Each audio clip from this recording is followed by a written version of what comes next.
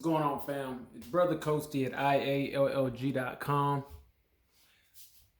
Today, I'm just expressing a download that came to me. It's the synthesis of the audiobooks, the working, the thinking, the imagination that's come to me, and it's synthesized in this download. And when I get on these rants, I'll just write everything out on the board. And I love whiteboards. You can see over there, I have a whole nother one, and you can't see everywhere in my room, but I have other ones over there as well. Like I love whiteboards. They help me get a lot of my thoughts out. So I'm gonna go ahead and decipher this download as I was getting it, and hopefully it gives you some insight. Right. So let's go to the board, fam. I want to make sure you can see everything correctly. All right. So let's get to it. Right. So matter is composed of thought.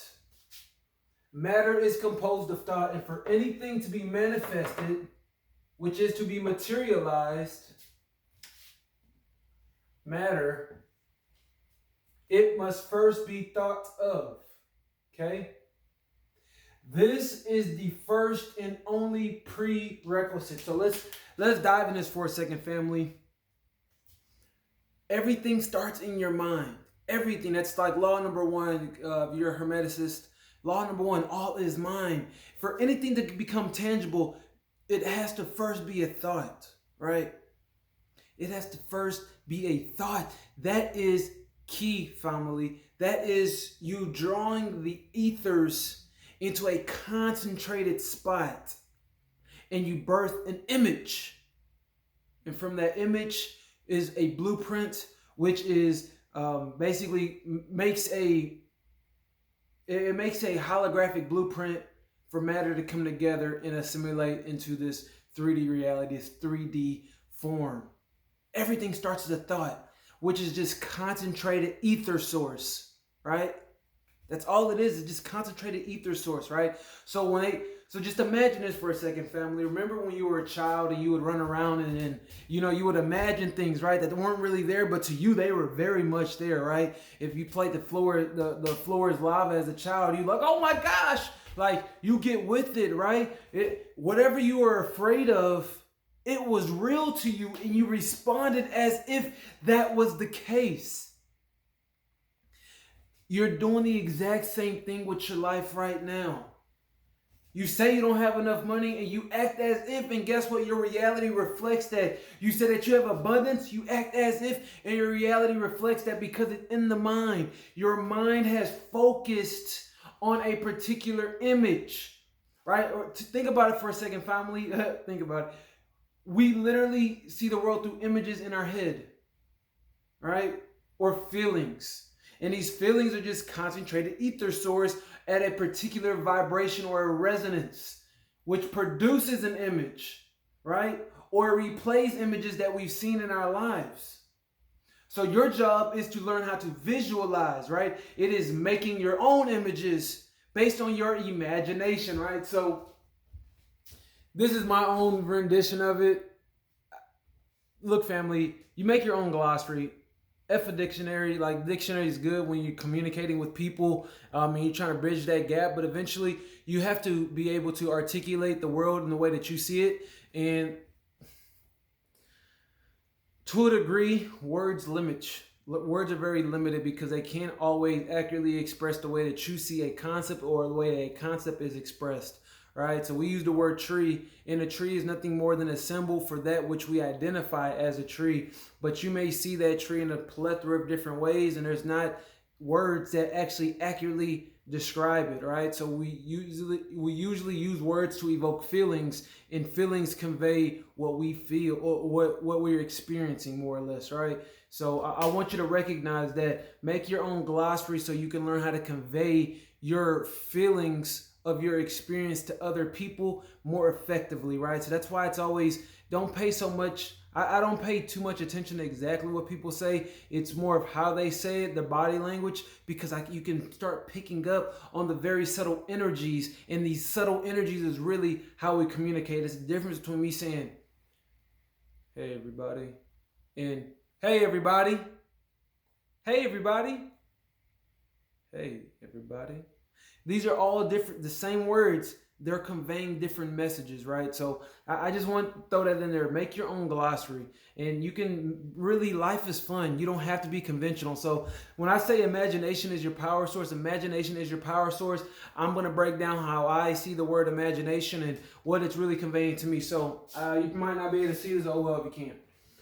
Imagination, right? So I broke down imagination into two parts, image and nation, right? And so when I think of a nation, I just think of another world, right? Because a nation is really just its own collection of cultures and beliefs and operations, right? And so what is a world? It's a collection of beliefs and ways of operating. So when I think of nation, I think of world, right? So imagination breaks down to image nation or image world. And then so imagination is a world of images, right?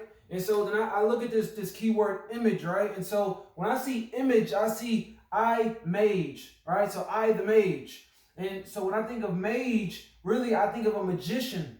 So when I really see the word imagination, I just see the world of magicians or the world of mages.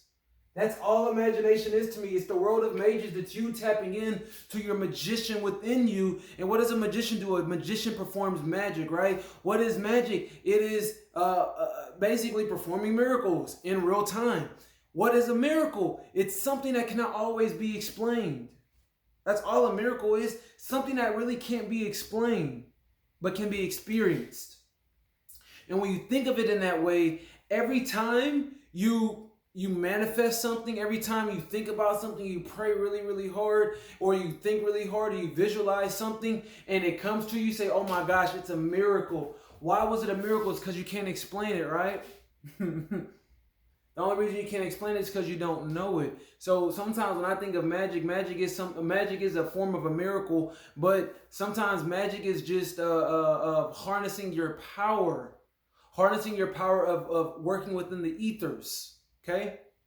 So again, imagination gets broken down into the world of magicians. So when you imagine things, you're actually entering into the world of magicians, and you are a magician. You're just tapping into your magician powers, okay? And so when we think about, we're not there yet. I'm going to go over here real fast. So creative thinking is imagination, right? Creative thinking is imagination. When we think of creative, when you say something is when we say something is an if, typically we're saying it's like, right? It's like, or it's similar in some capacity, or it has the characteristics of something, right? When it's an if, right? So when we say creative, we're saying it's like creation, right? So creative thinking is imagination. So in other words, thinking in a creative manner is imagination. And why is that? Because when you're a magician, you are creating, right? So creative thinking is imagination. Let's break down thinking real fast. When I saw the word thinking, I broke that up into two parts, right? Thin king, right? So I don't say thin, but thine king, right? So when we think about Old English, because English is English, thine king, right? So your king. Your king is your power. So thinking is your power. Your king is your power. Let me ask you a question. Where does a king live? He lives in, or it lives in a kingdom, right? So women can be kings as well.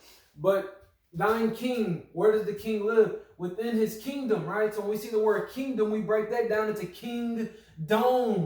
That's a kingdom, right? So the dome where the king relies, where his thinking happened, it happens in the mind, it happens in the brain. That's the dome. So you use your king, and this is something different, but become Heru Imaketi, right? So let's go over brief history lesson, brief overview. Everybody knows what the Sphinx is, right? The monument, right? We see the lion body with the pharaoh head on it. That is Heru Imaketi. Heru Imaketi represents dominion over the animal body, right? So we have flesh desires, right? We act impulsively and we do things and all these other things. But when you embody Heru Imaketi, you basically are you're basically in control of the matter, right? You're basically in control of the flesh, right? The matter is flesh. When you are Heru Imaketi, you are always using your imagination to create things. In other words, you are impacting the environment is not impacting you, right? And so to wrap this up, it really sums down to this quote that I love, and it is The reasonable man expects the world, adapts to the world. The reasonable man adapts to the world. The unreasonable man expects the world to adapt to them. Therefore, the development of the world rests upon the unreasonable man. Become an unreasonable man. Why? Because when you're unreasonable, you create. You are in charge. You control your reality. You must control your reality. You use that by using your imagination, your world of magicians. That's it. That's the download, fam. I hope that helped you. Go ahead and like, comment, and subscribe. If this is on YouTube, if this is on anywhere else, shoot. Subscribe on my YouTube anyway. Check it out. All right, family. That's it, though. I really hope this shed some light on you all. As always, if you like some help, if you like some guidance, you want to get help fighting burnout, if you want to help bring in a creation to life that you can't articulate just yet, if you feel like you need to get more in alignment because what you're doing isn't fulfilling or you have that itch within your soul, reach out to me. Visit iallg.com. Schedule a consultation call with me.